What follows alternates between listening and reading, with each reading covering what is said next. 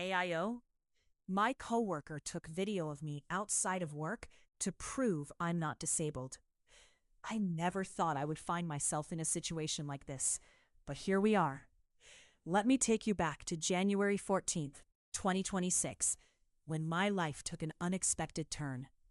I live with a condition known as chronic pain. To put it simply, if pain levels were rated from 1 to 10, most people hover around a 2 or 3 on a daily basis, while someone like me is usually at a 6. Imagine stepping on a Lego or hitting your funny bone, that brief excruciating pain. That's what I deal with regularly, but it's more of a constant discomfort that varies in intensity. Some days, I might feel a little better, but on others, I really struggle. Despite my condition, I manage to stay active and hold down a full-time job, along with a part-time gig. I had all the necessary paperwork filed with my employer to ensure I could receive accommodations if needed. I even have a handicap marker on my license plate and a placard for my rearview mirror. Recently, I was transferred to a new location closer to home, and I was excited about it. My boss, Amy, is fantastic, and my new team is great. However, there's one colleague, Casey, who has been a bit of a challenge. Casey and I are both assistant coordinators, and it's no secret that she's been vying for a promotion for quite some time. I, on the other hand, have been clear that I'm not interested in moving up. I enjoy my part-time job as it is, and I appreciate the extra income. However, Casey has a habit of trying to take charge of tasks before I can even get to them, often announcing her actions in a way that feels dismissive. I brought this up to Amy, hoping for a resolution, but things didn't change much. One day I came into work using my cane, which raised a few eyebrows. I had informed Amy the night before, but I prefer to keep my personal matters private. I explained to my coworkers that I sometimes need the cane due to my condition, but I didn't want to go into detail. Amy was accommodating, assigning me tasks that required minimal movement, which I appreciated. I got everything done early and even offered to help with additional tasks, only to be told by Casey that she had it covered.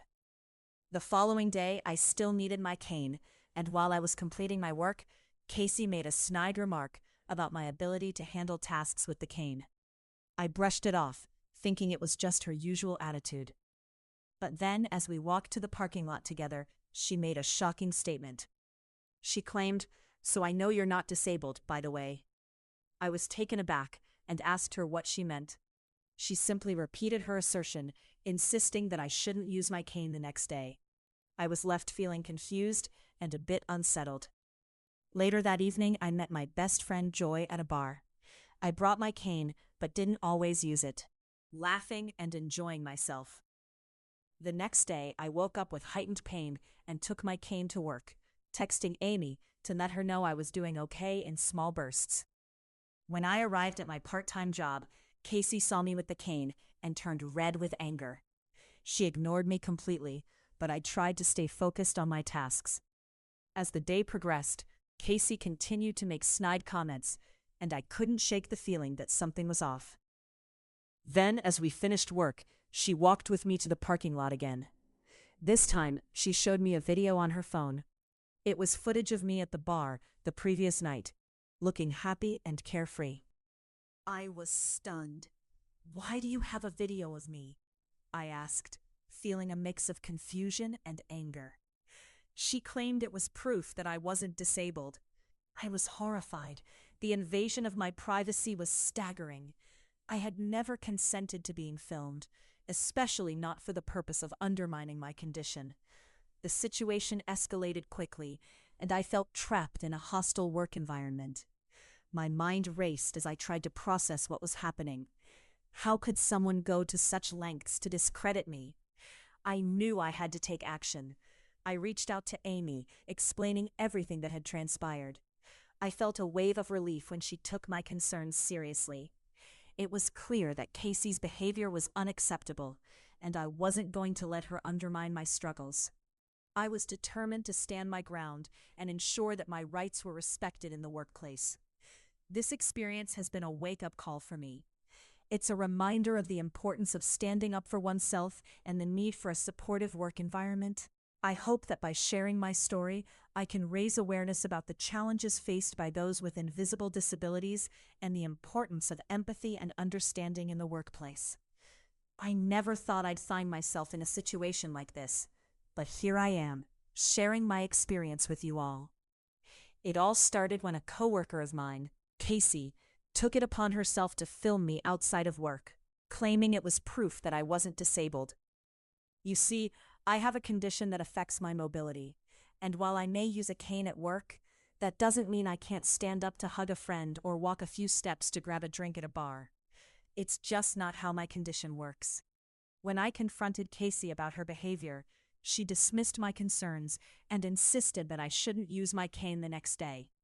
She even threatened to report me to our boss, Chad, if I did. I was left feeling confused and anxious.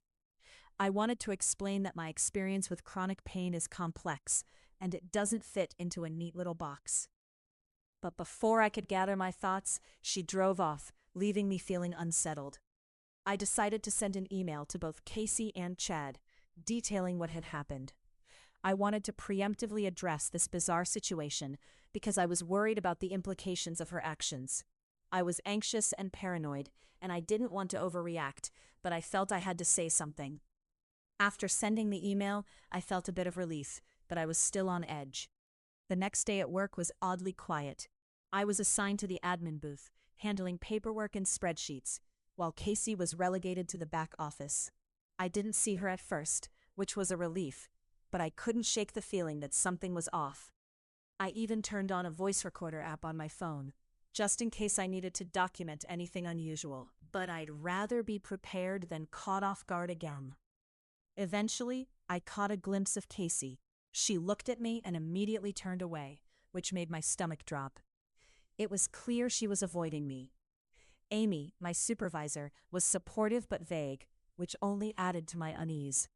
She assured me that they were taking the situation seriously and that she and Chad were discussing it throughout the day. To my surprise, Amy walked me to my car after my shift, promising that she would continue to do so until everything was resolved. Later that evening, I received an email from Amy, with Chad copied in, stating that Casey would be assigned to the back office for the foreseeable future and that we were not to interact. As I read the email, I felt a mix of relief and anxiety. I learned that Casey had presented her so-called evidence, which included the video she had shown me and another clip from the previous day. This second video was taken at a local winery during a social event where I had stood up to grab a bottle and even celebrated a small victory in a game. That's when it hit me. How long had she been recording me? I could brush off one coincidence, but two different videos from 2 different days, it felt invasive and unsettling. I started to wonder if this was something that required police involvement, which was a thought I never wanted to entertain.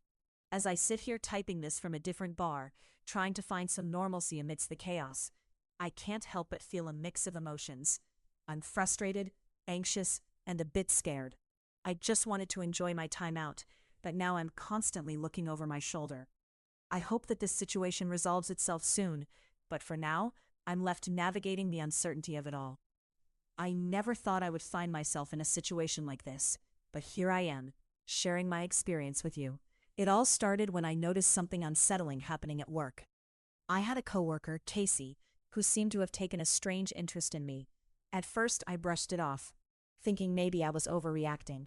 But as time went on, her behavior became increasingly concerning.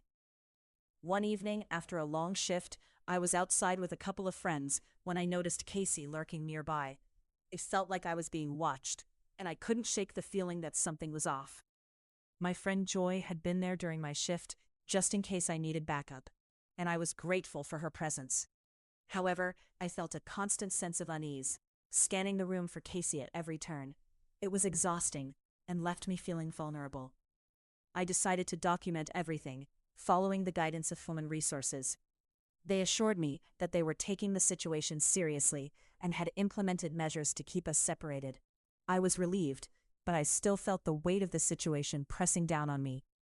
I made a non-emergency police report, to have everything on record, just in case.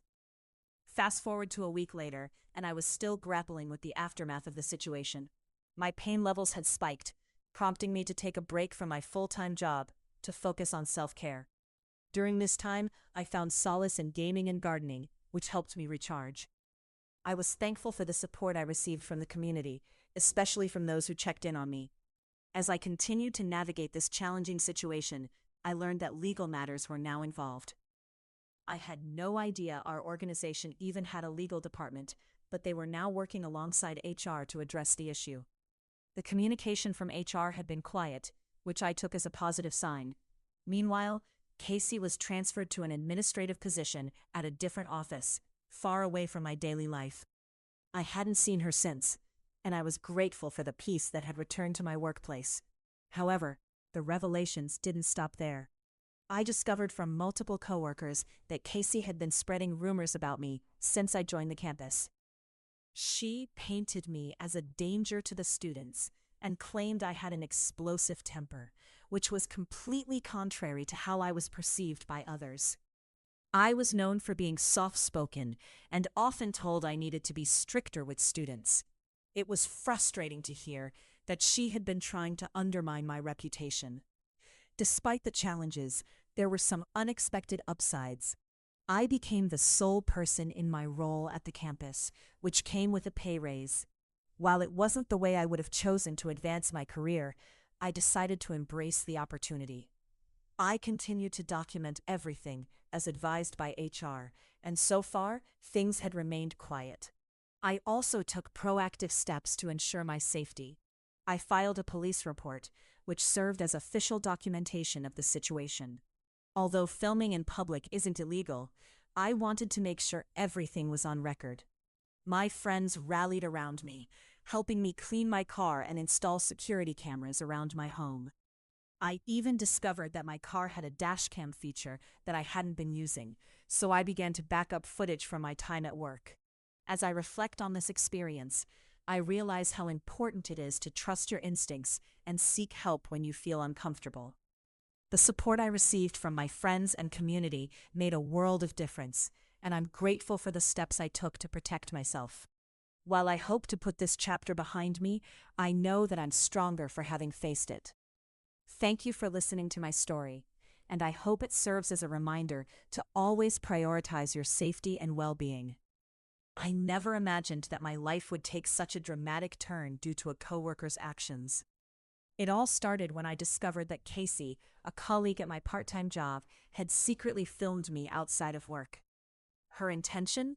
To somehow prove that I was faking my disability. It felt surreal and deeply unsettling. After reporting her to Human Resources, I learned that she had been placed on administrative leave and later moved to a different office. Eventually, I was informed that she had been terminated. While I was relieved to hear that action had been taken, the situation didn't end there. Casey had a relative who worked closely with our director, and he reached out to apologize, explaining that she was under immense financial stress and was desperate for a better-paying job. It was a complicated situation, and I couldn't help but feel a mix of empathy and frustration.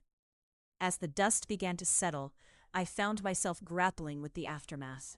On my day off, I heard from coworkers about a confrontation that had taken place between Casey and Amy, our supervisor. The details varied depending on who shared them, but the fact that it happened at all left me feeling uneasy. I knew that I had done everything I could to protect myself. To safeguard my peace of mind, I decided to reach out to a few lawyers to understand my options. I was acutely aware that HR's primary role was to protect the company, not me, so I wanted to cover my bases.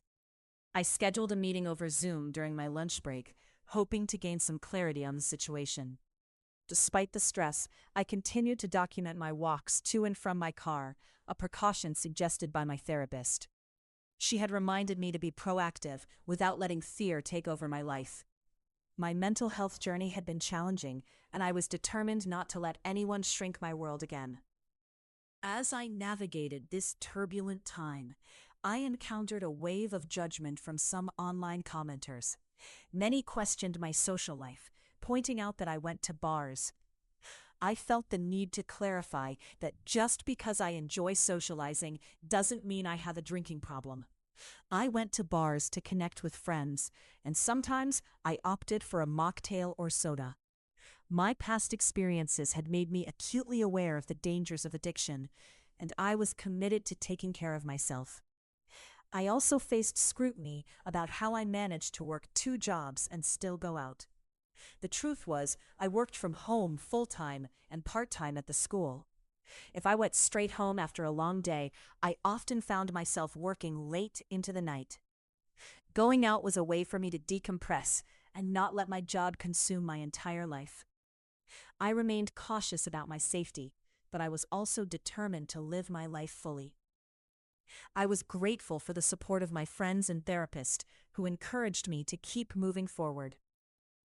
I chose not to let this situation define me, even as I dealt with the unsettling reality of Casey's actions. Then one icy morning, I woke up to find a group chat buzzing with news from my friends. They had been keeping an eye on Casey's social media, and what they discovered was alarming. It turned out that Casey had bought into harmful stereotypes, making disturbing posts that perpetuated the idea that people like me were somehow stealing from the government by pretending to be disabled. It was a painful reminder of the racism that still exists in our society, and it felt like a personal attack. I quickly forwarded the screenshots to my HR representative, realizing that this situation was escalating beyond what I had initially thought. It seemed that Casey's actions were not just about me, they were rooted in a broader, more troubling narrative. As I continued to process everything, I learned that Casey was related to someone higher up in the company, which added another layer of complexity to the situation. It felt like a never-ending cycle of stress and uncertainty, but I was determined to stand my ground. In the end, I knew I had to prioritize my mental health and well-being. I was not going to let someone else dictate my life or my worth. I was ready to face whatever came next, armed with the support of my friends, my therapist, and a newfound sense of resilience. It all started with a note left on my car, a note that was not only unsettling, but also filled with hateful language. The message was directed at me, accusing me of being selfish, and included a racial slur that left me reeling. I quickly checked with my neighbors, only to find that I was the only one targeted. To protect myself, I reviewed the footage from my dashcam and repositioned a security camera at my home to cover the area. The footage only showed a bundled figure approaching my car, with their face obscured and wearing ski goggles, making it impossible to identify them. Things escalated when I went out for trivia night with a friend. After a fun evening, we returned to her car, only to find another note with similar hateful language. We tried to obtain footage from the parking area, but unfortunately, the cameras were not operational. Thankfully, there was no damage to either vehicle, but the situation was becoming increasingly alarming. As the days went by, I began receiving unsettling texts from unknown numbers, filled with hateful messages. I chose not to respond, instead muting the numbers and saving the screenshots for the police. When I reported the notes and the messages, I learned that filming in public wasn't illegal, leaving a note without causing damage wasn't a crime, and the messages weren't considered actionable unless they escalated further. The police took my reports, but advised me to keep documenting everything, which I was more than willing to do. In the midst of all this chaos, I learned that my coworker, Casey, was no longer with the company. Human Resources and Legal were aware of the original situation, and I continued to document every detail, from dates to screenshots and photos. While I didn't want to change my routines entirely, I was certainly being more cautious. Fast forward to 2 weeks later, and things took a turn for the worse. I was at my friend's house, trying to relax and unwind, when I discovered an AirTag hidden in the inside pocket of my cardigan. Panic surged through me as I rushed to the police, who took it as evidence. For the first time, I felt like I was being taken seriously. The police informed me that the AirTag was active and they would pursue the account information linked to it. The weight of the situation hit me hard, and I experienced what I later learned was a panic attack. My heart raced, and I struggled to breathe, convinced I was having a heart attack. After a few restless days, I received news that Casey had been confronted by the police. Although I wasn't privy to the details of their interaction, I learned that she was arrested for public intoxication and resisting arrest. While I didn't celebrate her misfortune, it did bring me a sense of relief. For the first time since this ordeal began, I felt safe enough to sleep. Since her arrest, I hadn't received any more notes or texts. However, a relative of hers who worked in upper management reached out to me, expressing sympathy for my situation, but his words felt politically charged and insincere. I chose not to respond and forwarded his message to my lawyer. Just when I thought things were settling down, another unsettling revelation came to light. Earlier in my time at the company, I had misplaced my keys, only to be told later that a student had found them and returned them to the office. It was then revealed that a male staff member had handed my keys to Casey, who claimed she was picking them up for me. I had never been informed of this at the time, and while there was no proof she copied my keys, there was also no proof that she didn't. Living with this uncertainty was unbearable, so I decided to change all my locks. It was an expensive and frustrating decision, but I knew it was necessary. I wanted to ensure that I had full control over who had access to my home. With everything that had happened, I couldn't afford to take any chances. This entire experience felt like a surreal nightmare, but I was determined to take back control of my life.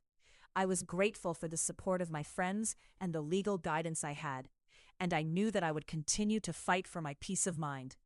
I never thought I would find myself in a situation that felt like it was ripped straight from a crime drama. Recently, I discovered that a coworker had taken it upon themselves to record me outside of work, attempting to prove that I wasn't disabled. The thought of someone stalking me was unsettling, and I couldn't shake the anxiety that came with it. I had heard enough horror stories about similar situations, and I certainly didn't want to become the subject of an episode on a true crime show. Fortunately, my employer recognized the seriousness of the situation and placed me on paid leave until after spring break.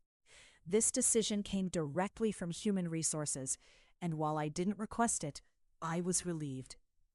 They framed it as a safety and liability measure while the legal processes unfolded. Honestly, I appreciated the gesture. It meant I could focus on my well-being without the added stress of work. During this time, I've been staying with a friend who also works from home. We've turned our days into a cozy routine filled with anime marathons, specifically binge-watching My Hero Academia and Komi Can't Communicate. We've also been indulging in some wine at the end of our work hours, which has been a nice way to unwind. My friend, a huge foodie, has even inspired me to get creative in the kitchen. I've been cooking more than I ever thought I would, diving into her cookbooks and trying out new recipes. Just last night, I made calzones, and tonight, I'm preparing fried chicken with mashed potatoes and homemade gravy. Who knew I had a knack for this? The turning point for me came when I found an AirTag that had been placed without my knowledge. It was a shocking moment that made the situation feel all too real. Thankfully, the police took my concerns seriously, and I've been documenting everything while working closely with my lawyer. It's a step-by-step process, and I'm learning to take it one day at a time. As I navigate this challenging period, I've received heartwarming messages from students holding banners and cards expressing their hope for my return. It's comforting to know that I have their support. I'm also focusing on calming my nervous system after weeks of being on edge. My therapist has encouraged me to embrace the cooking, the anime, and even the late-night binge-watching of shows like Is It Cake as positive outlets for my stress. I genuinely hope this is the final chapter of this saga, but I'm grateful for the support I've received along the way. It's reassuring to hear others affirm that I'm not losing my mind. As I work towards finding a new normal, I wish everyone a Valentine's Day filled with love and positivity.